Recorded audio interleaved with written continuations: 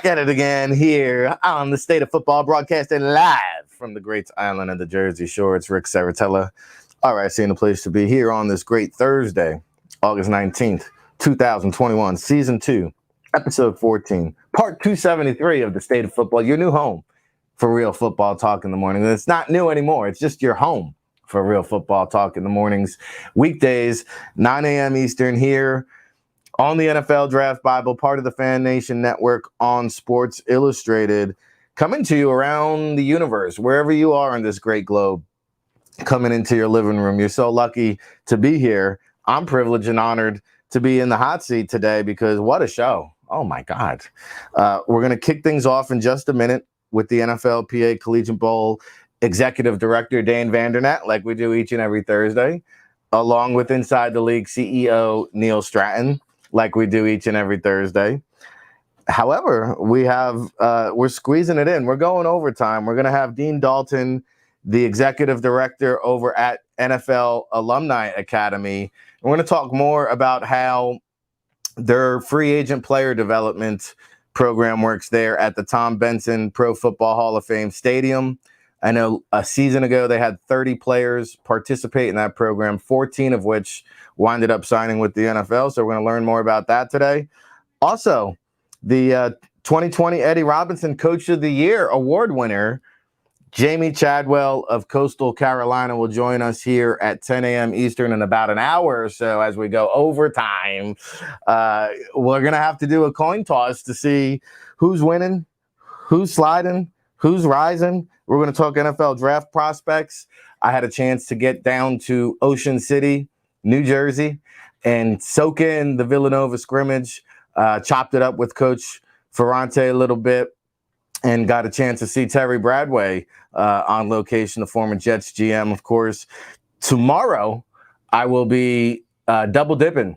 We're going to go to Piscataway there, visit Rutgers, try to hit the beach over in Long Branch and get in Monmouth on the way back home. So we'll be on location across the nation all season long, representing NFL Draft Bible and, of course, NFL PA Collegiate Bowl. Let's welcome him in. Of course, former pro personnel director for the Oakland Raiders, currently the director of college football scouting and executive director for the NFL PA Collegiate Bowl. Our guest each and every Thursday on the State of Football out there in the Midwest of the Kansas City area. Good morning, Dane. How are you today? I'm doing great, Rick, but not as great as I know you're going to be doing tomorrow when you get to go home down there to Rutgers. I'm staring at the Rutgers hat now. It's looking at me face to face, eye to eye. Shiano there did a great job not only recruiting the upcoming class, but re-recruiting some of these seniors with the eligibility. And so keeping an eye on a couple linebackers. They got a corner, wide receiver, Bo Melton. So, you know, I'm always excited to chop it up there in Piscataway. We're excited here at the NFL PA Collegiate Bowl for a number of reasons. I think the first one being it's getting down to the end of August, which means, hey, the NFL PA Collegiate Bowl watch list is going to be rolling out. Yeah, the big board. It's going to be starting today, rolling out, Rick. As you know, we're going to begin with quarterbacks, and we'll kind of work through the traditional offensive positions before getting into defense and even special teams. Hey, Rick, you know we're the only all-star game that puts out a big board list of specialists because that's what we do, right? I mean, we actually scout football players. We're not just doing the sexy positions. We do them all, and that includes specialists. So you punters, long snappers, kickers, even those of you that are return specialists or even, you know, just core special teamers, right? You always have those guys. That's how a lot of rookies are going to cut it in the NFL. They're going to, you know, cut their pedigrees on special teams. They're going to show that they have value on Sundays, even if they're not a starter. Such an important aspect of roster management that really, when it comes to the NFL, very different from college football. So we're excited to include specialists with our big board names and, anxious for college football season to start. Man, I'll tell you, we've had great success, too, with a lot of our special teams players that have come through the NFL PA Collegiate Bowl over the last 2 years under Dane's leadership here. We had 43 players drafted this past season, 15 the year before. And we are going to really just be transparent with the whole process each and every Thursday. What's better than that? Of course, I already got some players highlighted for you up on the Twitterverse. Make sure you visit Dane, follow him, follow me. We'll keep you up to date with everything that's going on with that All-Star game process. Of course, in January at the granddaddy of them all, the Rose Bowl, Pasadena, California. I can't get enough of Cali. Check me out, this Jersey guy here. You mentioned the quarterback, Stain. We briefly highlighted some quarterbacks earlier in June, but I know today there's going to be some new quarterbacks that you mentioned. Did you want to highlight one or two of those guys? Yeah, absolutely. Obviously, Rick, for us, we're always looking at seniors first and foremost, and we're always looking for guys that we think have some tools to make it in the NFL. And the guys that, I won't go over all the ones that we'll highlight, but since you're up in the Northeast, let's just talk about Sean Clifford there over at Penn State. A guy's going to have a new offensive coordinator.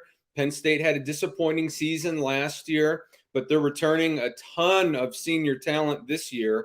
They've got some real playmakers on both offense and defense. And Sean Clifford's going to, be holding the reins to this new offense for Coach Franklin. And, he's going to be, a guy that has a lot of experience. I think he's 23 years old. He's got 20 career starts already under his belt.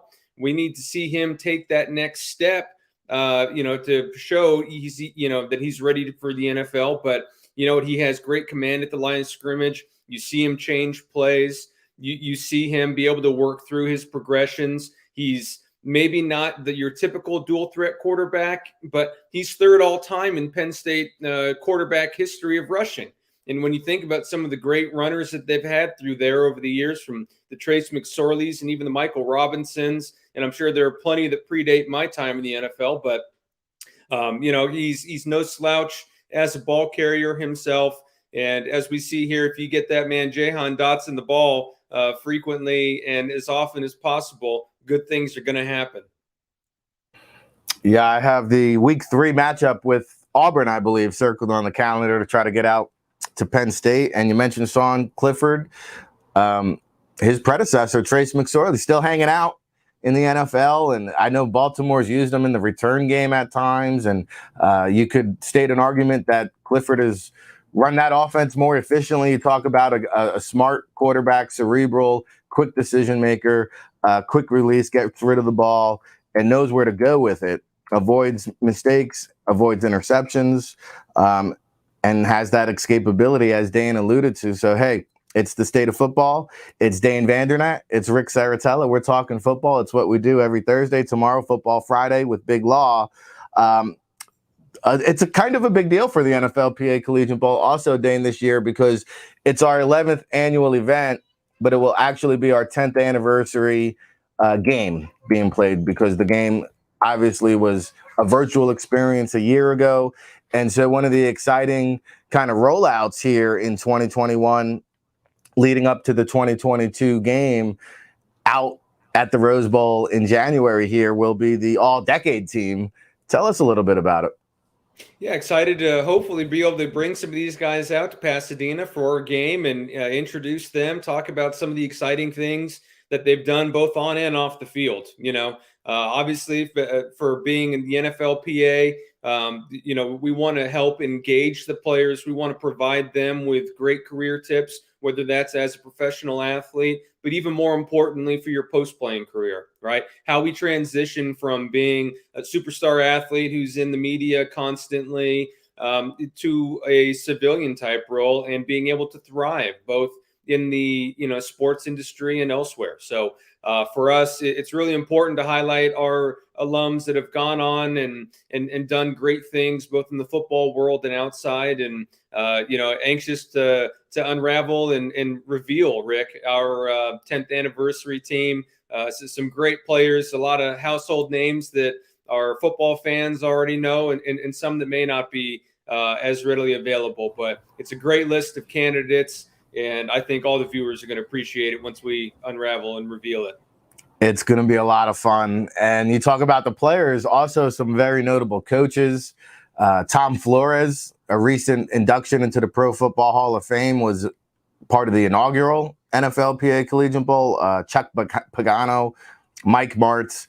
the list goes on and on. You want to dive into the assistants of Darryl Green and Jackie Slater. And I always love watching Coach Anthony Beck. You talk about a guy who's just so passionate for the game.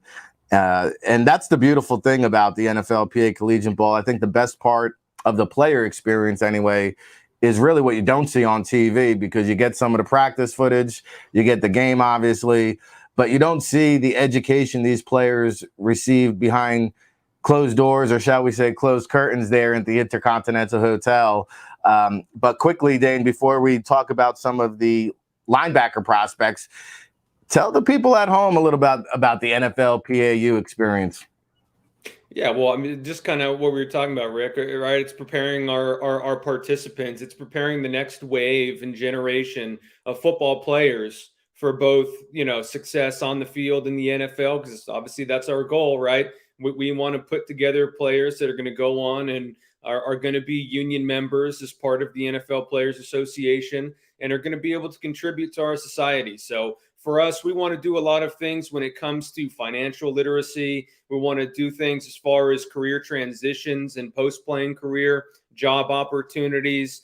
There are ways that players can learn how to brand themselves through both social media and through the broader media in general. So there are all types of players. The NFL Players Association does a phenomenal job. And even our virtual event last year, Rick, as you know, was done exceptionally well. It's really impressive, the amount of resources, the time, the dedication, the effort that the NFLPA staff puts together in putting on this NFLPAU, as we call it, where we really are trying to provide an educational component and engage our players in a non-just traditional football or even all-star game way. So it's to me, the defining difference between us and some of the other all-star games is that we really want to give back to the players and help them be successful, not just for the week out in Pasadena and at the Intercontinental, but for the rest of their lives. So, couldn't be more fired up on the NFL PAU experience for our players. And heck, Rick, I learned something every year that I sit in and on as well. Yeah, I was just going to say 2 years ago, the speech that Ray Agnew delivered, who I think at the time was with the Rams, currently, I believe, with the Lions, personnel guy that's played the game, scouted the game. And so the players are getting the player perspective, they're getting the coach perspective, then they're getting the executive perspective. And Ray Agnew just talking about, hey, whether you're drafted, whether you're undrafted, whether you're a tryout guy, how to conduct yourself, the demeanor when you walk in that building, some of the things you can do to try to enhance your chances. So I'm looking forward to it. I missed it last year, being out there, rubbing elbows with some of the legends and just being a sponge, right? And just hoping some of that greatness rubs off on you, I always like to say. So, all right, NFL PA Collegiate Bowl Executive Director Dan Vandernatt is here, along with Rick Saratella, like we do each and every Thursday. And like we have through the month of August, we broke down defensive linemen, Dan. Last week we did edge rushers. Today we're going to discuss linebackers. So who are some linebacker prospects that the NFL PA Bowl is keeping an eye on as we get closer to the 2021 season? Yeah, and Rick, obviously, as you know, when we covered some of those edge rushers 2 weeks ago, a couple of those guys are those outside linebackers for, the Okie or like a 3-4 type scheme. But, today we've got more traditional stacked linebackers, as we like to say. That is the guys that are going to play off the line of scrimmage, either cover it up by a defensive lineman in front of them. Sometimes they'll go walk out over a tight end or a wide receiver in the slot. Other times they won't have, like a traditional Mike linebacker and an under front. He's going to be lined up in the A gap off the line of scrimmage, but he won't be covered up by a defensive lineman. So there are different ways that you evaluate all these different alignments for the linebacker position. But at the end of the day, NFL teams are always looking for the same characteristics. We want to find tough, physical, mentally strong, intelligent, instinctive players that have great athleticism to match up nowadays with these running backs, right? When you watch Clyde Edwards-Helaire come out of the backfield for Patrick Mahomes, he can be a net matchup nightmare. Just like we had with Jalen Richard when I was with the Raiders. you want those running backs that can win one-on-one in the pass game versus a linebacker. So you're always looking for linebackers that are going to be a little more athletic nowadays, right? Not so much those traditional 250-pound guys that look like Matt Millen. But, so with that said, we're going to start out west and we'll work our way to you, Rick. But first guy I'm going to highlight is Coin Dang from Cal, a 6'5", 238 pounds, very tall, lanky type guy. He's put on great weight all throughout his collegiate career. I believe he began in college at 220 pounds. So he's thickened out that frame a little bit, but one of those guys built for speed, a little lean lower, but he can really run. He's a 2-year starter at Cal ever since transferring from Independence Community College, where he was down there as part of the Last Chance U. Redshirt senior this year, former team captain. You're going to hear me say that a lot today. Again, lankier framed, plays stacked off the line of scrimmage. So again, one of those guys that typically is covered up by a defensive lineman in front of him. More of the mold of a traditional will linebacker where he's able to really run down a lot of ball carriers. Love the enthusiasm with which he plays. You see him get fired up in football games. I think, made 2 forced fumbles, I believe, in this game versus Oregon. You see the first one there last season. Great motor to the football, utilizes his natural wingspan and length to his advantage. Could have entered the draft last year, but I think he wisely chose to return back, Rick, continue to improve his technique, and ultimately his draft stock. Yeah, I was really surprised, actually, that he returned for another year. I was trying to dig up my notes because I thought he had some kind of taekwondo, jiu-jitsu, karate background in there, but love the hand combat. You mentioned the modern-day linebacker, right? He kind of fits that mold where, he's going to be more in that 6'6", 6'2" range, 220 and change. And that's what it is. You got to be able to cover those backs and cover those tight ends, as Dane alluded to. So somebody here, I would probably have him in that day 3 range personally, and a chance to kind of move up with the draft process into the top 100. All right, Dane, who else you got for us at the linebacker position? And we're going to keep it in the Pac-12, Rick, and a guy that's not unfamiliar to us, as we talked about, Nate Landman last year from Colorado. More of that traditional Mike linebacker, a little bit of a throwback player, team captain, 3-year starter for the Buffalo, 10 career sacks, 9 PBUs, 3 interceptions, productive in the pass game, although he's more of a traditional kind of 2-down Mike linebacker as the NFL is going to look at him nowadays. I think he plays faster than he'll likely run due to his instincts and anticipation. Love the effort to the ball, his physical nature. He's really, as I mentioned, a throwback type player who's outstanding between the hash marks. Yeah, and I think, again, I didn't come prepared today with my notes, but Nate Landman, somebody who had some injuries prior in his career, was really heavy on the NFL radar, now looking to bounce back, recoup some of that stock. And the Pac-12 obviously was kind of a lot of hits and misses, games canceled. So Nate Landman looking to build off of that momentum and increase his draft stock there. Go ahead, Dane. I know you're going to eventually work your way to my side of the country. That's right. Hey, we've already moved all the way to the middle of the country here. Malcolm Rodriguez, Oklahoma State. Rick, this is an interesting player because I think when you initially look at him, you're not going to be super impressed by his physical stature, right? He's only 5'11", 226 pounds, 9 3/8 hands, 30.5-inch arms, right? But he plays so tough inside there, and you're seeing a lot of these highlight plays for him. He's a super senior from Oklahoma. He began his Cowboy career as a safety, which makes sense with his physical demeanor.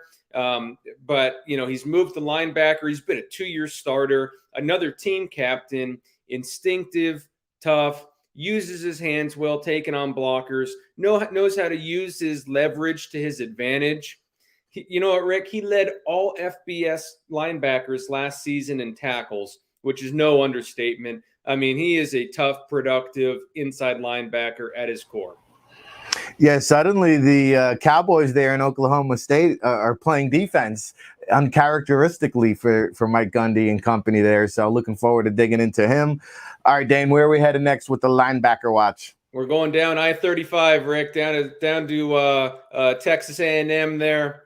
Super senior grad student and Aaron Hansford, who spent his first 3 years as an Aggie wide receiver prior to transitioning 2 years ago to linebacker. He's going to be a 2-year starter. You saw flashes of him as a rotational player in 2019, but he really took off and excelled last season. Another one of those stacked off the line of scrimmage will types. Give him some space to key and diagnose prior to utilizing. He has excellent speed, Rick. I mean, he has game-changing speed from the linebacker position. I think he'll be a 4.4, maybe low 4.5 type runner when it all boils down to at the combine next year. Very athletic, as you can imagine, for a former wide receiver. Excellent range, dropping into zone, moves laterally so very well. He will move down as a designated pass rusher on occasion in certain sub packages where he obviously can win with his get off. But Aaron Hansford, he's just, I mean, the tip of the iceberg right now. He has a lot of potential, and I think he's really going to be a fun pro to watch here.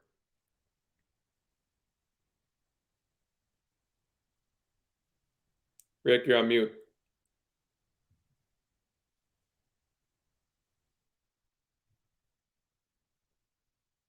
Hey, Rick, I'm going to pick it up, man. I'm just going to go to your neck of the woods here, Penn State. Jesse Luketa is my last linebacker here. Another guy with excellent size, 6'0", 251, big old 10.25-inch hands, 32.75-inch arm length. True senior. He's from Ontario, Canada. He's been a contributor every year at Penn State University, and he's going to be a 1+ year starter there. He plays Will there, but I think he can play Will or Mike at the next level. Another one of these team captains. NFL teams love to hear that guys are leaders at the Mike linebacker position, or really any position, but if we're being honest. But, especially at the Mike linebacker, we want guys who can communicate, who can get the front all lined up, who's going to be receiving the defensive call from the defensive coordinator, and a guy that's going to be instinctive, physical, tough. We talked about these traits that all NFL linebackers have to have. That's exactly what Jesse Luketa is. In addition to those kind of traditional elements, he's also athletic. He's got excellent speed and range. You see his ability to drop his weight, Rick, and change direction, buzz to the flat, drop back in coverage. He can do it all. I think Jesse Luketa, similar to Aaron Hansford, is just scratching the surface, and another guy that's only going to continue to ascend. I think he's going to be one of the top draft picks at inside linebacker next April. Wow, impressive stuff. Dane, do you have my audio back? We do. Okay, outstanding. So that's exciting from a college football standpoint, an NFL draft analyst standpoint. One guy that's caught my attention in the NFL preseason here, just to shift gears a little bit, it has been Micah Parsons and the electrifying play he's provided on that Dallas Cowboys defense. How do you kind of stack up Luketa's game versus Parsons' game at this stage of his career? I think Luketa is going to be more of a natural stack player, whereas Parsons was really moving around a lot more. I think Parsons had a little bit of a head start on Luketa, but I see, Jesse Luketa. He was only a full-time starter last year. He was, he's been a contributor every year that he's been at Penn State. But I think as he continues to gain that experience, I think people are going to be talking about him. Obviously, Micah Parsons was a first-round draft pick.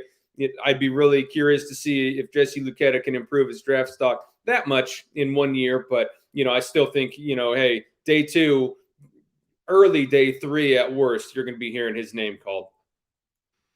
All right, there you have it from the linebacker watch for the Nfl Pa Collegiate Bowl as we count you down to the start of the season, which, wow, are we, I think, not even 2 weeks away from week 0. What is it, August 28th, I believe. The college football season is kicking off, 9 days away. I had a chance to get up to the Uconn Huskies scrimmage over the weekend, Dane. They'll be out in Fresno State. I'll be keeping an eye on that matchup. as I make my way from the East Coast to the West Coast. We got you covered from coast to coast, east to west, north to south. I got you covered on the East Coast and West Coast references. You heard Dane with the I-35. It has to be a Midwest thing there. So, hey. Texas to Canada, baby. There you go. All right. I got to learn that pipeline. I need to make it up there to the Canadian situation. And if you saw, I've been mastering my technique of how to be in two places at once. Did you see that, Dane? I did. I was very impressed. There we go. Hey, oh my God. Hey, Rick, we only need one camera of you, buddy. Two for the price of one. The world ain't ready for two RICs. Are you kidding me? What do you want to end with here, Dane, as we get you out of here? A lot of exciting stuff. Obviously, NFL preseason, halfway in. We're seeing a lot of cuts, a lot of transactions being monitored. I guess if you don't mind taking us back to your Raiders days, from a front office perspective, how do you divvy up responsibility with all these players being cut? I think the first wave of cuts, every team had to drop at least 5 players. Some are cutting more than that. How do you organize that within your pro scouting department at the NFL level? Yeah, the toughest part is tracking all these guys that are, getting released from the other team. So the way that we've always done it and that most NFL teams do it, you're going to have a pro department of 3 or 4 scouts who are going to be responsible for either a third or a quarter of the league. And it's their responsibility to know all of these teams. And it's their responsibility to be able to project a little bit who are some of the guys that are going to make it on those teams, who are some of the guys that aren't going to make it, and especially who are some of those that aren't going to make it that we're going to be interested in. So you're always, right now, this time of year, you're going to games live, you're seeing guys physically, you're trying to get, a feel for them, especially those who are rookies that, the pro department may not have as much information on. So, you're really utilizing your time, hopefully very efficiently at this busy time of year. But, I think for the individual clubs, they have a pretty good sense of who's making their roster right now in September. And it's just figuring out those final few spots and who's going to be able to compete. Number one, on special teams, like we talked about earlier, Rick. And then just number 2, who we think are those guys that, hey, maybe week 5, he'll be ready to contribute. Maybe it'll be week 16. Maybe it'll be 2022, but we want to make sure we keep that player around. So lots of these little decisions to be made and a lot of work to be done yet still for NFL teams.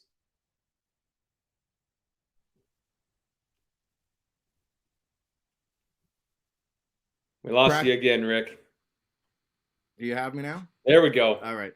One other thing, Samantha's working hard behind the scenes. Let me tell you, everybody, our super producer, Samantha, making it happen here on the Superfly. So one other question I have, though, is, so you have all these players getting cut, and this is the pro scouting's responsibility now, correct? But what about all these rookie players and undrafted guys that are getting cut? Is that where, the college scouting department has to communicate with the pro scouting department? Because, obviously the pro guys aren't really familiar. Or is it their responsibility to have scouted them during these preseason games?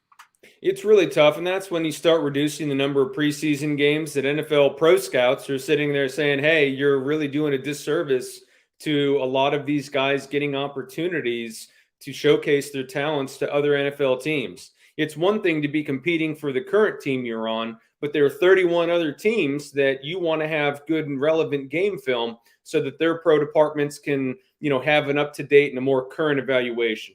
At the end of the day, Rick, you need a lot of symmetry between both your college and your pro staff.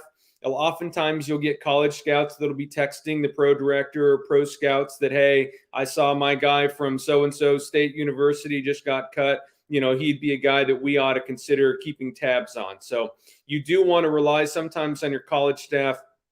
But at the end of the day, Rick, I've always believed it's very imperative that pro scouts sit in on draft meetings so that they can have a semblance and understanding of a guy's makeup. When you're sitting there deliberating guys' character, their production, their strength numbers, their injury history, it's so much easier when your pro scouts are in there during the months of February, March, and April, and they get a feel in some of the background rather than being blindsided by, 300 plus players who are about to get released here now. I think my audio is back. All right. So, Dane, always appreciate the time. Thank you for bearing with us through the technical difficulties here this great Thursday morning on August 19th, 2021, the State of Football Season 2, Episode 14, Part 273. We continue to make history. That's Dane Vandernatt, everybody. Enjoy the weather. Hopefully it's cool down there in the Midwest like it has here in the Jersey Shore, Dane. Hey, Rick, always my pleasure getting on here. Always love seeing those Roman numerals down there at the bottom of the screen, bud. Absolutely. Hey, it's a can't stop, won't stop situation. From one executive director to another, we thank Dane Vandernatt, the executive director of the college Nfl Pa Collegiate Bowl.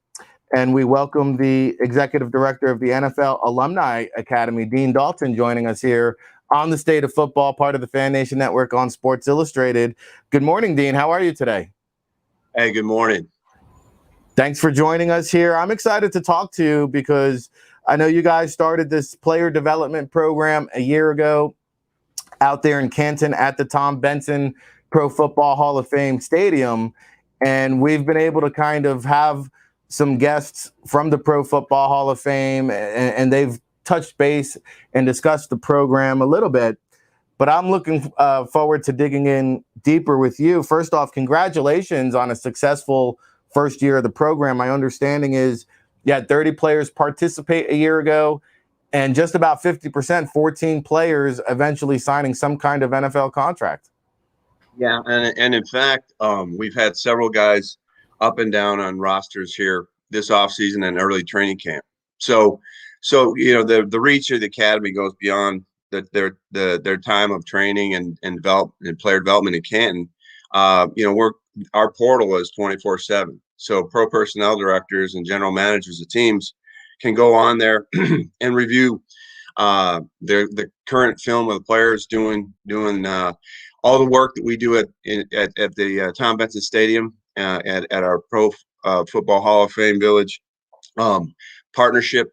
We really have a lot of fun, but at the same time, the training is extensive.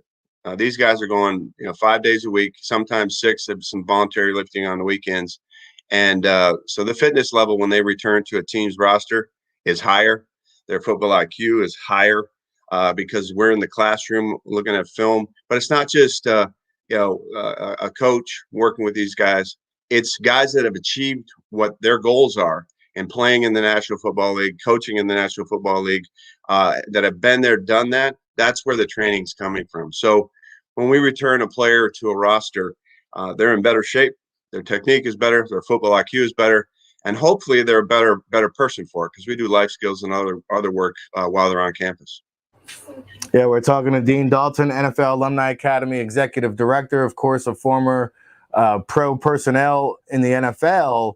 And so there's so much to unpack here, Dean. So you mentioned they're getting coached up better. Let's start there because I know your involvement with Mike Tice and some of the other coaches there. Talk about the hands-on experience. This is not where they're playing games. It's more of a OTA setting, shall we call it, where they're getting hands-on coaching. You guys are filming everything. You said the portal is constantly available and accessible to NFL teams. So take us through some of the coaches, what is being conducted, how is it being filmed, how is it being relayed to the NFL teams? Absolutely. So we have an outstanding coaching staff. Everybody involved with us is an NFL alum, and former players, former coaches. So if you were an offensive lineman at our academy last year, and again coming up this year as we launched season 2, and I'll knock on wood here that we are pandemic free in season 2, because as everyone did last year, we launched during the COVID pandemic. And that proved to be as some extracurricular challenges as it was for the rest of the world. So we were small enough that we were able to create a COVID bubble, more of the NBA model than the NFL model, because of the size of our group of players. And we were fortunate to keep guys healthy and available to teams. And we're going to do that again this year. As a matter of fact, we can mandate, and we are mandating that players coming in are vaccinated, because that enhances their value to the teams as well. And the guys that come to us are not under any NFL contracts, so we're working hard to get them a contract. by making them better players. We're not their agents. The reason teams trust us is we are football coaches and personnel guys and former players that have a lifetime in the game of credibility, and we're not going to jeopardize that credibility with our NFL peers. So they know they're getting an honest evaluation, and then they compare it to the film that we take every day. We use the same equipment, the Catapult XO's video editing system. We do everything NFL style. All of our equipment is NFL ready equipment so that the players are ready to transition. And in the football part, we really teach schemes. As you mentioned, we're not game planning. We're teaching technique. So as a guy comes to our camp, they're getting coached. As you mentioned, if you're an offensive lineman, you got coached by Mike Tice. He had 36 years in the NFL, 14 playing, and even 4 as an NFL head coach, taking teams into winning playoff games. He's putting his expertise out there and teaching and coaching these young free agents that are working to find a way back onto a roster. There was some deficiency that made them make the 90-man roster, maybe make the 85, make the 80, but they didn't make the 53 or practice squad. And we're the gap. We're the bridge back, if you will. If we're trying to help them, they climbed the mountain. They were at the peak when they made it to an NFL camp, and then they got knocked off the mountain the day they got waived. We're the Sherpas trying to help them back up because we've been and planted our flags at the top of the mountain already. So we're going to help them back up and show them the way by teaching, training, and coaching. So now, if you're an offensive lineman, you get all that expertise with Mike Tice. You also have NFL coach Steve Smith, and you have Hall of Famer Anthony Munoz, the best to ever play the game. It comes out and works with you and imparts on you the tricks of the trade that allow him to get to the pinnacle of the game. And then we have our diversity development program where we're taking former players that are desiring to transition into a football career after their playing career by helping them learn the art of personnel, the art of coaching, and understanding the front office business aspects so they can prepare themselves to transition into the league. For example, working with the offensive line, Pro Bowler, 12-year NFL veteran Jamon Bushrod worked with our offensive lineman last year. But not only was he working with the lineman, he's getting coached and taught and trained, and he's absorbing all the things he learns from the Mike Tice and Anthony Munoz and Steve Smith's mentorship. So that's how our program works. We did the same thing on defense. Jay Hayes, 20-plus year NFL veteran, defensive line coach, worked with our defensive linemen. And we brought in Dr. Pass Rush, right? Chuck Smith, who had a Pro Bowl career with the Atlanta Falcons. And he comes in and works these specialty skills to elevate these guys to a higher level. And I'll give you an example. Last year, Aaron Patrick was brought to our attention from an NFL team, and we brought in Aaron Patrick. He was 240 pounds, long, lean, tall kid, 6'5", long, lean body, and he dominated at Eastern Kentucky. But he was so dominant that his technique work needed polish. His leverage game needed, his handwork needed improvement. But he had all the skill sets, but he just wasn't quite there. And how we help him close that gap? Well, over 6 weeks, he put on 20 pounds of lean muscle mass while getting in the best shape of his life. And he learned the game from those that played and those that coached. It was exciting to see. After 6 weeks, he signed with the Jacksonville Jaguars. It was exciting to see him in that opening preseason game go out and get a sack and hold the point, as a defensive end, making some tackles in the run game, showing his versatility. So we helped him with his football IQ. We helped him with his speed, quickness, and change of direction. His technique work improved. And all of that leads to having great confidence. So when you come through the academy, you're getting an opportunity to get your game elevated in all phases, on and off the field. And that level of confidence you take back gives you a competitive advantage.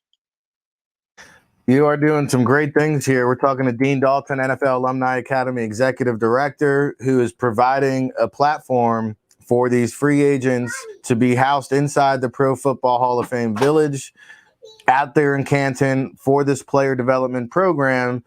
And I think one of the things that you touched base on there, Coach, is the COVID availability, right? In the past, the biggest question was like, hey, is he in shape? Is he ready to go? Right. But more importantly, is he vaccinated?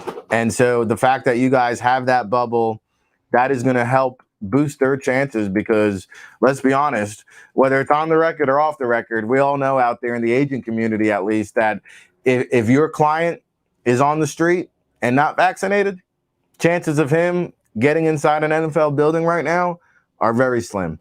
And so that's outstanding that you guys can provide this platform and outlet. What is the best way for players or agents who are interested in participating in the upcoming season? I guess, first off, when do you plan on ramping this up for season 2, Dean? And how can agents and players get registered or find out more information? Excuse me. So two things. We ramp up week 3 when week 3 of the NFL season is complete, and we work our way through the end of the year. The reason for that is our A-list players that we look to, and we've already rated and graded everybody on every roster just at the 3 positions that we host, which is offensive line, defensive line, and running backs. And so we've graded and rated all those guys. We have a personnel staff, and we've gone through and we do it just like a pro personnel department. We stack our board with the way we think that they're best suited, and that's the order that we reach out and give an invitation to. Because as you know, there's 90 guys in camp. All right, then cut down to 85 this week, 80 next week. Then at the end of the month, on August 31st, they'll cut to the 53. With the COVID practice squad rules, they're going to have 16 guys back. So that still leaves several hundred players that were this close to being on the roster, either practice squad or active, and we're there to help them bridge it back. Because as we've witnessed over the last 10 years, the injury rate's been alarmingly increasing, and so with 30+% players on active rosters ending up on IR at some point or losing their seasons, there's a high replacement need. And that was the need we filled. That's the niche we filled. So instead of a player getting cut and then going home or going to his college town and lifting weights at the gym and just waiting for the phone call from his agent, we're proactively improving them, coaching them, training them every day. And that everyday work gets evaluated by NFL teams. So that service to the teams is really an extension of their pro personnel department, without having to send out guys out and just looking at film. They're able to look at drill work. We customize work for NFL teams. What they want to see, we'll provide for them. They're welcome. Knock on wood, we're out of the COVID world. In terms of the danger zone, but we welcome NFL personnel on our campus, just like colleges do with NFL scouts. We welcome NFL scouts and pro personnel guys throughout the year, whether it's through this digital means of video communication to do private interviews with the players at the academy, or come on campus and do it themselves and see everything in person. So we're trying to be holistic, going back to how do players and their player representatives and agents get into the academy. It's an invitation-only process. So when cuts happen and all the players get signed back, early in September 1st, we will then take off our board and invite the top players. And as we call their agents and reps, we explained to them the opportunity of the academy, and it was tremendously well received last fall. And last fall we were introducing this program.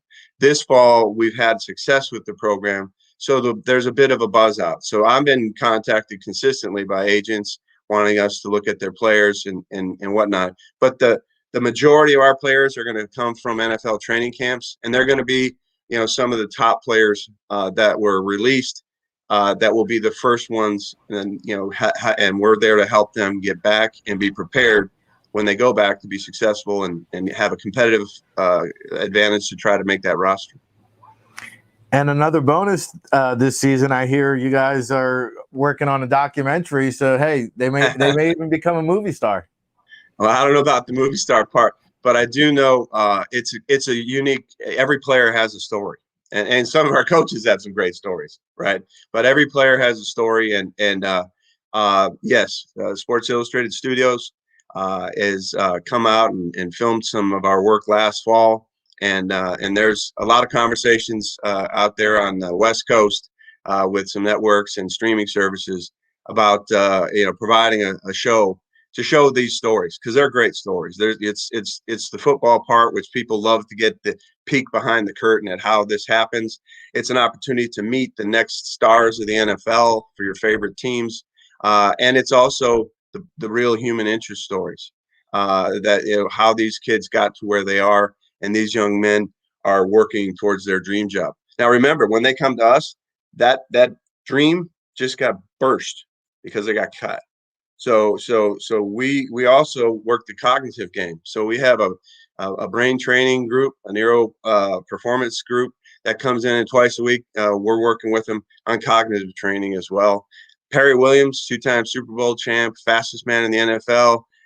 He is a professor the last 20 years since his Giants career ended. And Perry zooms in once a week, and we do life skills and leadership training because he's an outstanding leader. And again, everybody that our guys work with have been in the NFL. We've achieved what their goals are, so they lock in and listen. So we put them through a very complete and comprehensive program, and all of it's developmental to help them succeed. Learning a lot here with Dean Dalton, NFL Alumni Academy Executive Director. There's so much I want to talk to you about, but you mentioned everybody has a story, Dean. You mentioned everybody involved with this has been involved at the NFL level, including yourself. I know you're a football lifer. You were with the Minnesota Vikings for a good portion of your career, but for those tuning in, the listening audience who might not be familiar with your backstory, quickly here, just tell them a little bit about yourself and some of the things and places that you've been and done. Well, football was not the original plan. It was a vehicle for an opportunity, because I out of high school, I went to the Air Force Academy to play football. Unfortunately, after a couple of years, I got in a car accident, and that disqualified me from becoming a pilot, because that was my goal. I was going to go be Captain America and fly fighter jets, right?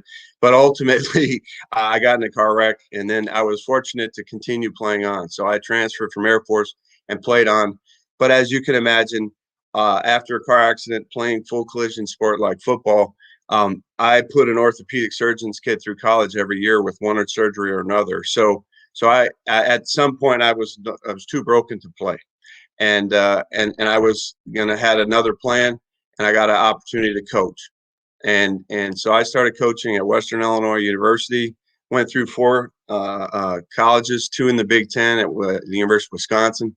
And then I coached at HBCU, which was unheard of for, a white guy back in the 1980s. And I was down in the SWAC. I coached at Texas Southern University, and you might remember a few players we had there, James Williams, Joe Birch. There's a guy named Michael Strahan, some people might have heard of. And we put together some good years there, back in the Big Ten at Purdue. Got out of the game, worked with a group out of Arizona that were some former NFL guys, Bruce Allen and Willie Brown, Hall of Famer, helping players as agents. So I was on the representative side of this as well for a couple of years. Had the opportunity to get back in the game, and did.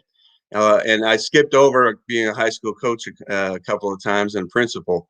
But when I got an opportunity to go to the Minnesota Vikings with Dennis Green's coaching staff, it was an honor, a privilege, and having a business that is still in existence. It was called The War Room when we ran it privately. Now it's called Scouts Inc. It's on ESPN.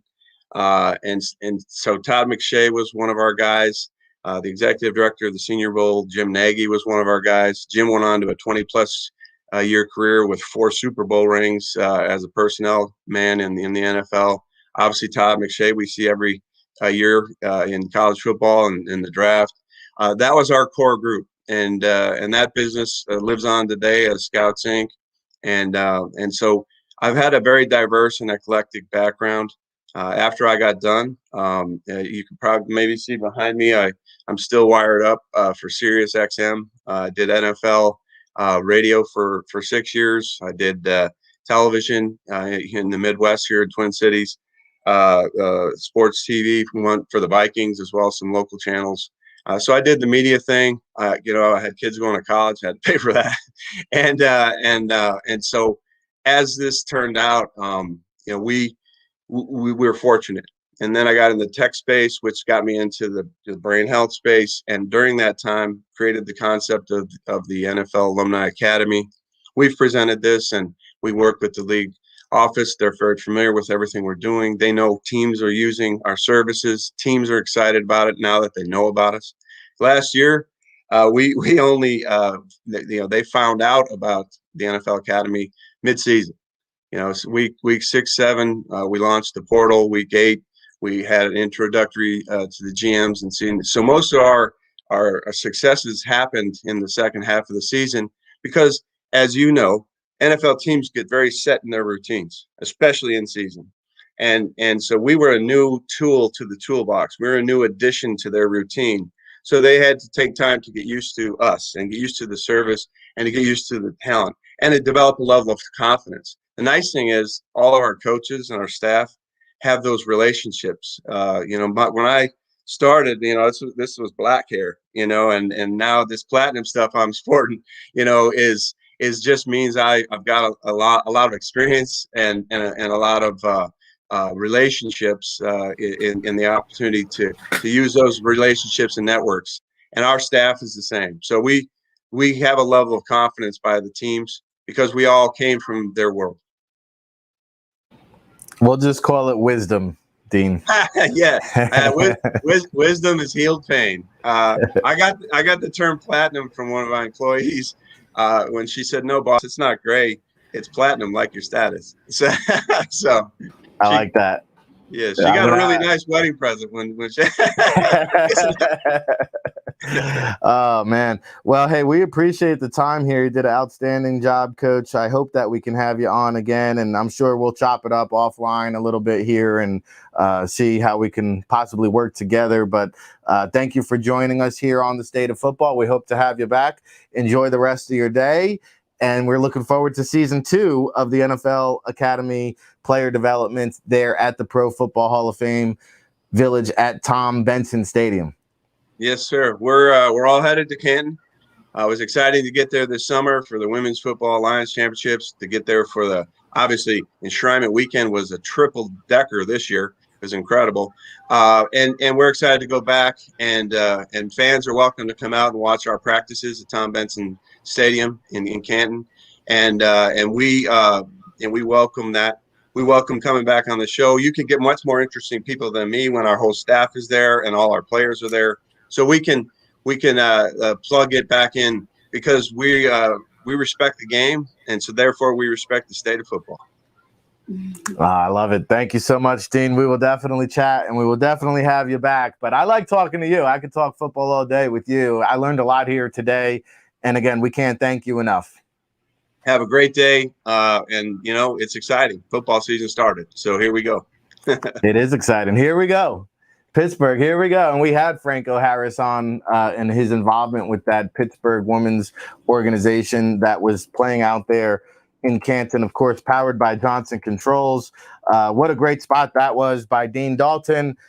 Neil Stratton is joining us next, who I can't thank enough for his patience waiting in the virtual green room. He kind of gets the raw deal here on the State of Football coming on towards the end of the show. He's always hanging out, so we appreciate you, Neil. But I'm sure you got something out of that segment as well. Yeah, interesting segment. It's going to take them a little while to get, really get rolling. It's always interesting to me, and Dean made an interesting point that NFL teams that have their way of doing things, it takes them a while to kind of accept other ways of doing things. And, even when they've got people like Chuck Smith and Mike Tice on staff coaching up their guys. But I got to talk fast, Rick. I got 4 minutes here. Yep. Just want to talk a little bit about what we have going on this week. First of all, this week at Inside the League, we talked about the management structure of the NFL PA. We talked about a lot of the salaries. That's always interesting, based off their LM2 filing with the Federal Trade Commission, I think it is, FCC. Guess how much money DeMar Smith makes? It's $4.5 million, $2 million more than Lamar Jackson will make this season. I don't know if he's as elusive as Lamar Jackson is, but he's obviously doing something right to be making that kind of dough. And I think that's about $1.5 million more than he was making 2 years ago. So he's making an extra $500,000 a year. He must be doing something right. I mean, we got to give it to him. I don't know if I want to go Dean Dalton's way. I think I might want to go DeMar Smith's way as far as, professions and careers and that kind of thing. Friday wrap tomorrow. We've got we're going to be looking at scouting movement. We're going to be looking at how teams have built their scouting departments. We usually do this in June, but we kind of wised up this year. Now that the scouting hiring and firing is done, we're going to kind of reset things and look at, how many teams have a director of player personnel? How many national scouts do they have? More and more teams are having 3 national scouts now.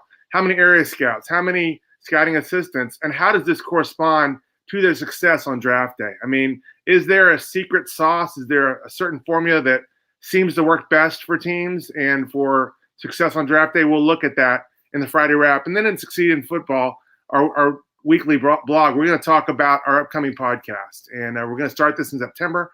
Not sure exactly when, but our last one obviously was the Best Player Available podcast, where we focused on the 2017 NFL draft, and we talked to a number of scouts and executives about their experiences in the war room during that draft. It was incredible, I thought, really insightful. I learned a lot. I hope people that listened did as well. This one's going to be called My Favorite Draft, and we'll talk to another 10 former NFL executives about their draft that they remember most vividly, about some of the interesting aspects of those drafts, the players who were drafted then. Right now, we have commitments from 5 executives. We're waiting on 5 more. We'll talk about that in our blog. Neil, that was impressive. You had 4 minutes, but you got it done in 2. I can talk pretty fast when I need to, Rick. Well, I know you got to go. I'm curious to see. I know the Friday wrap, you mentioned the scouting departments. You're going to talk about biggest, smallest, who has the most staff, who has the least staff. I'm curious to see. We won't let the cat out of the bag. You just got to go to InsideTheLeague.com. But I'm curious to see if there's any correlation to team success with size of staff. One of the great things that Neil Stratton is bringing. So make sure you log on to InsideTheLeague.com, sign up for the Friday wrap, check out his free blog at succeedinfootball.com, learn more about those podcasts. We'll talk more about that next week. And I'm also curious to see this $18.5 million payroll of the NFL PA front office. I know you're going to have a breakdown of that. Any other things there, Neil, before we let you get out of here? You can sign up for our Friday wrap on my Twitter feed at Neil at Inside the League. Succeed in Football is just that, succeedinfootball.com. The website, the mothership is InsideTheLeague.com as well. Come on down and check us out. Thank you, Neil. Sorry to keep you waiting. I was blind to the private chat here, so I appreciate the time. Thank you, brother. Have a great weekend. Same to Sam. All right. You got it. That's Neil Stratton, Inside the League. Always great stuff there. Always breaking it down from the agent community, the scouting community, and looking forward to his new podcast as he breaks down some of the previous drafts and brings you that insight from some of those people living inside the war room. That's what we do here at the NFL Draft Bible, part of the Fan Nation Network on Sports Illustrated. And we are moving right along. We had Dane Vandernatt, Executive Director of the Nfl Pa Collegiate Bowl. You just heard from Dean Dalton, Executive Director from the NFL Alumni Academy, doing great things there. And then Neil Stratton from InsideTheLeague.com with the latest and the greatest from the industry insider news. And now, Samantha, are we ready to welcome on our next guest? He's the 2020 Eddie Robinson Coach of the Year, Coastal Carolina head coach Jamie Chadwell, joining us here on the State of Football this morning. Good morning, Coach. How are you today? Coach, you're on the air. My daughter's excited to hear you. I think you might be on mute. We're working through the audio situations. Do we have Coach?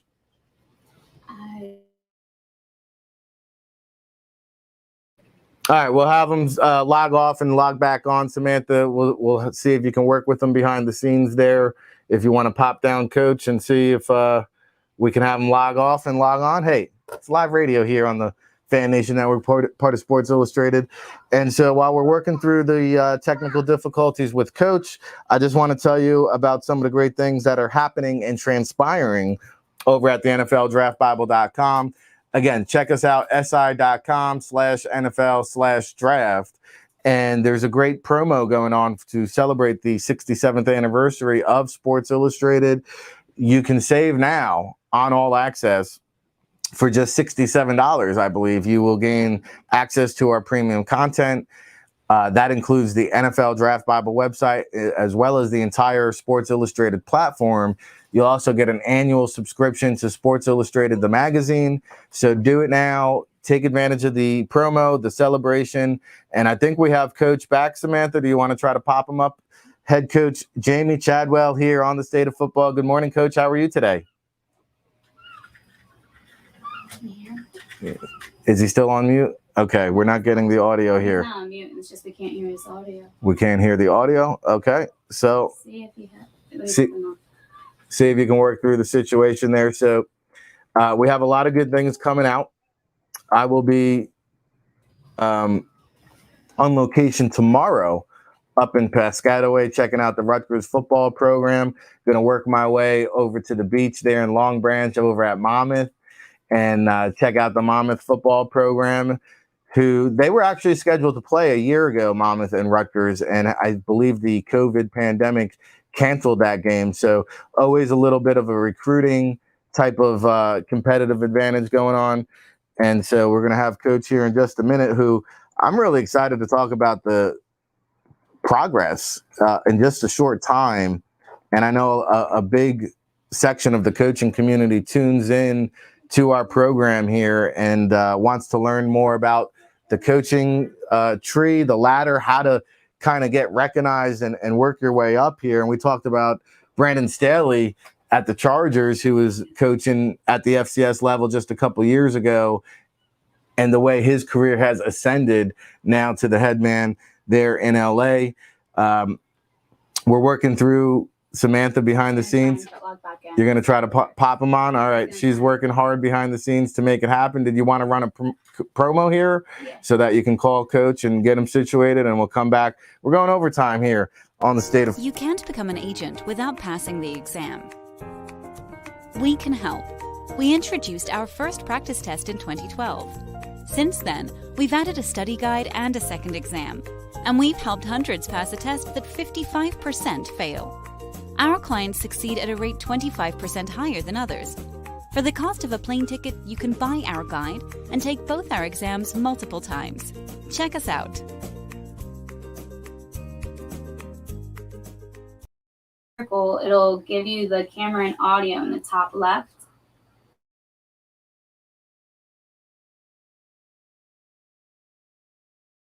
It is. Rick Saratella here. You're getting the live behind-the-scenes coverage of our technical difficulties, and we're looking forward to having Coach Jamie Chadwell in just a second here as he's going to join us on the State of Football, part of the Fan Nation Network on Sports Illustrated. Coach, can you hear us? Can we hear you, more importantly? I hope so. Do you got me? There we go. Success. I hope my coach better not figure out technology. I'll be in trouble. Yeah, we got a whole team rooting us on here. We got the super producer behind the scenes on mom duties, producer duties. Everybody's excited to have you on. First off, Coach, thanks for taking the time joining us here on the State of Football, part of the Fan Nation Network on Sports Illustrated. Congratulations to your Eddie Robinson Coach of the Year award. And I was talking about your ascension in this profession of the coaching business. And you've had success at Charleston Southern, Delta State, North Greenville, and now Coastal Carolina. I guess the question to you is, what's the secret sauce here? What is buying in with all these college players from around the globe, buying into your philosophy, buying into your program, and achieving the ultimate team success? Well, first of all, thank you for the kind words, and it is it's an honor to be on here with you. I would say two things. One, I think you have to make sure you get the right staff that trust each other, that communicates, and there's loyalty. And if you look at all the different things, the one thing that all those 4 places have in common is we've had a similar staff in all one of them. And so I think if you get a staff that believes in what you believe in, that helps. And then 2, it has to be more than just winning games. You have to be in this sport for the right reasons. And we're all about developing relationships with our players and helping them use football, not football use them. And I think if young people know you care, they know you're genuine, they know you're sincere about what your actions are, and that they trust you, that they'll run through a wall. And the success we've had at all those different places is because we've gotten those players that are good players, and they've bought into that relationship aspect, and they've played well. And you see that one little phrase just stuck with me there, let them use football and not let football use them. Wow. I mean, when you dissect that statement, that means a lot. So let's talk about your recruiting then, because now suddenly Coastal Carolina has all these players popping up on the NFL radar. Tyrone Jackson right down the road here with the Philadelphia Eagles, and Carolina being such a hotbed. So how do you compete against some of these bigger FBS Power 5 programs when you're Coastal Carolina, and then turning it around from 5-7 to 11-1 in just 1 year? You've got to be able to bring in some talent. What is the message here that you're delivering, and how have you been able to recruit to Coastal? Well, one, we are in a great location. Obviously, we're 15 minutes from Myrtle Beach here in Conway. So we have a wonderful location, and I think 2, because being brand new at FBS, some of the players had an opportunity to really build the foundation, build the tradition that this place never had, at least at the FBS level. So some young people were excited about that, being the very first at something. And so that was part of what we were selling, is you got a chance to leave a legacy that everybody has to live up to going forward. And so you're able to get some guys like that. But also, too, I think when you get guys that maybe aren't the highest ranked, you mentioned a Tyrone Jackson. He came in, I think, as a no-star guy. You get guys that aren't as high as ranked. It's about developing them and giving them opportunity to improve their game. And so we've tried our best to show what we're about, where we're headed, use the opportunity being young and having a chance to really do something that's never been done in the history of our university. I think players were attracted to that. And then now that we're winning and also our brand's out more and more people are interested in what we're about. Yeah, and you mentioned a lot of firsts, and we're talking to Jamie Chadwell, Coastal Carolina head coach, 2020 Eddie Robinson Coach of the Year, 11-1, first Sun Belt title, undefeated in the conference a year ago, 8-0. Check that off. First FBS bowl game. Let's just check that off. You had a player drafted. You guys are just really catapulting this program into the forefront, Coach. I guess what are the goals and expectations here for an encore? Because I believe you guys were picked to finish last a year ago. So I think you've converted all the doubters. Now you come in with a little bit different situation where a year ago, there were no expectations. 1 year later, there's great expectations. How do you manage that inside the locker room? Well, that is different, for us, because outside noise, the outside expectations are humongous this year. Now, and within our program, we had those expectations of winning the league and bowl game, going to bowl game, et cetera. So the expectations, at least within our circle, are not going to change. I think the difference, what we have to do this year compared to last, is can we still maintain that hunger that we had something to prove, that chip on our shoulder. Our whole deal here is that we have to play with the chip and something to prove, an edge. And when you win and you have success, sometimes it's easy to forget how you had that success. And you think, well, I had that success because we're talented or we just got the best players. And that's not the case. We win games because we have to do X, Y, Z, and we have to have something to prove. And so expectations wise, it will not change within this circle. Now we expect to go out and win every game. and we want to obviously compete for the East Championship in our division, side of our division, and then we want to obviously compete to win the Sun Belt Championship and play in the best bowl game we can. Our ultimate vision for this program is to be the best G5 team in the country. That's our ultimate vision. We're not there yet. We're not close by any means, but ultimately that's what we're playing for. With the new playoff system coming, we want to put ourselves in that position here over the next few years that we can be up there every year. And so our expectation is to play our very best every single week and play with that chip on our shoulder. Well, yeah, and anytime you got a quarterback as electrifying as Grayson McCall, I mean, you're going to have a shot. And what he did as just a freshman was remarkable. He's only going to continue to progress. I got to ask, Coach, I mean, where did you find this young man? Well, I wish I could tell you, we were these great recruiters and all those things. But you know what? We evaluated him. He's right outside of Charlotte, North Carolina. But he ran the ball a lot in high school. They didn't throw it as much in his high school. And so I think everybody that watched him, you mentioned there's a lot of universities down here. I think everybody that watched him questioned whether, hey, could he throw it at this level? And so we saw what he could do from a running standpoint, and he ran a similar scheme to us in high school. So there was an attraction there. And then when we got him at football camp, we got him in camp in the summer. And man, he throws it a lot better than people giving him credit for. But the thing that makes him really good is he just has that as intangibles, that it factor that's hard to coach. And he believes in himself, and he doesn't get down on himself. And so I think he's just scratched the surface of what he'd become. He obviously came out of the gate and had an unbelievable year, but I think he's got a chance to write records here that won't be broken. Oh, well, he'll definitely be one of the most talked about quarterbacks for this upcoming college football season. And we're talking to Jamie Chadwell, Coastal Carolina head coach here on the State of Football, part of the Fan Nation Network on Sports Illustrated. Coach, I got to ask about the mullet. I see you rocking the haircut here. I saw you there at Media Day. Tell us the inspiration behind the new hairdo. Was this an inspiration of one of your teammates here, or was this in the works? Well, obviously our team is known for the rocking the mullets. We've got quite a few players that wear it. And during last season, I can't exactly remember when it was, week 4 or 5. Hey, Coach, we win this championship. We want you to get a mullet. And, of course, I had no faith whatsoever. I said, sure, I'll get a mullet. I'm glad they didn't ask me for a tattoo. I'd be in trouble. But and I said, all right, sure. And then, obviously, we went out and won it. And so I got to be a man of my word, and so started probably growing it.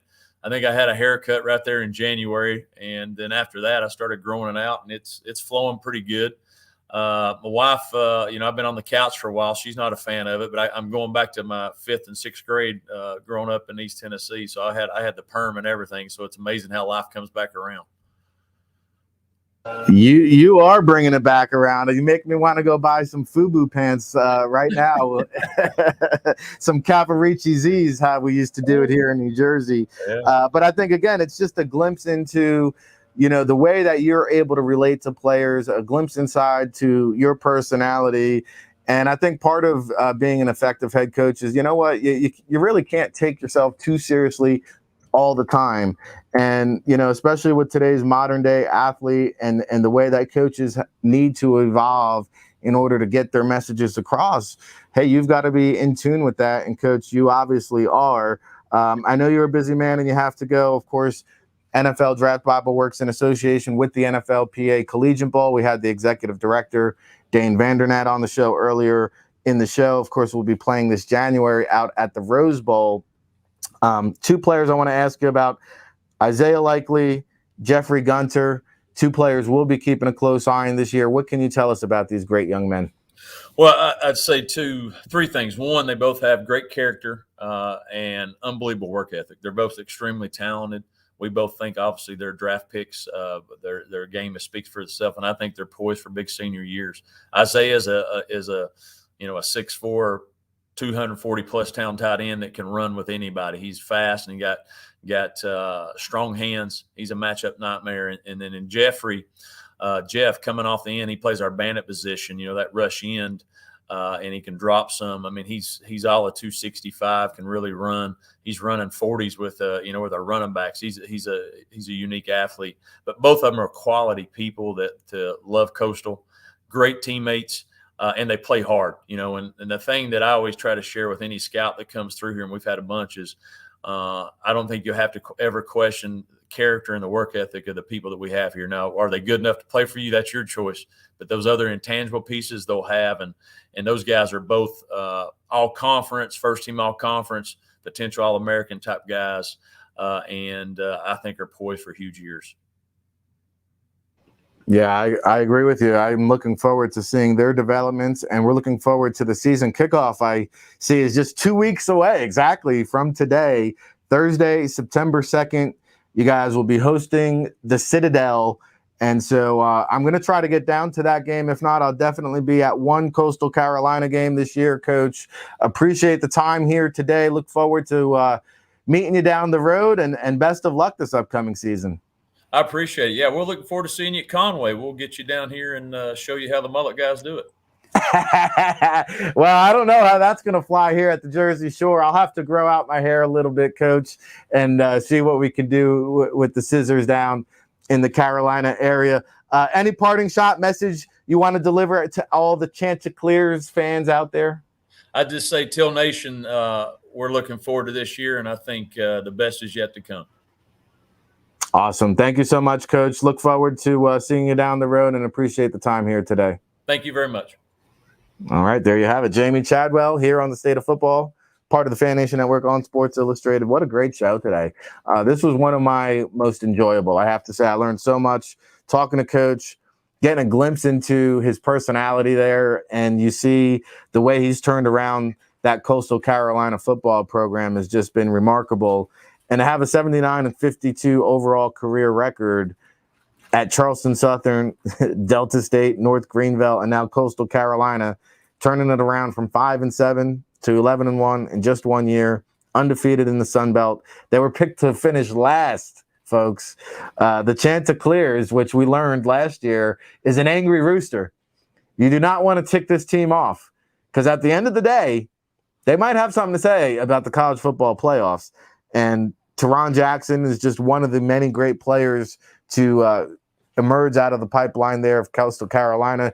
He's down at Eagles camp as we speak. Isaiah Likely, Jeffrey Gunter, two guys the Nfl Pa Collegiate Bowl are keeping a close eye on. And we have a lot of players that are going to be on the NFL watch list that's going to be unveiled this month. So hopefully you guys can hear me. We got the audio situated for, Coach there at the end. Tom Goodhines, yes, it was an action-packed, can't stop, won't stop kind of show. I agree with you. And big shout out to all of our guests. Dane Vandernatt, Executive Director of the Nfl Pa Collegiate Bowl. Neil Stratton, CEO of InsideTheLeague.com. Dean Dalton, Executive Director of the NFL Alumni Academy.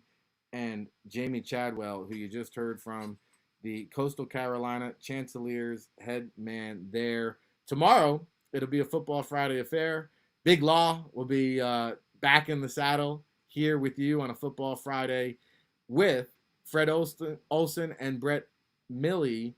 They're going to talk about Brett Mill and Fred Olson are going to talk about the Fenway Park Bowl, the first ever bowl game being held at Fenway Park this year, so we'll get the inside scoop there. Our good friend Hondo Carpenter of Sports Illustrated will check in with us and give us the scoop on the Las Vegas Raiders.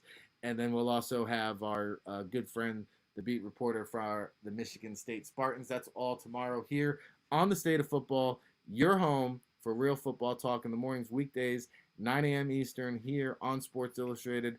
Big Law, buckle up. We'll see you tomorrow, everybody, while I'm out in Rutgers and Monmouth. Bye-bye.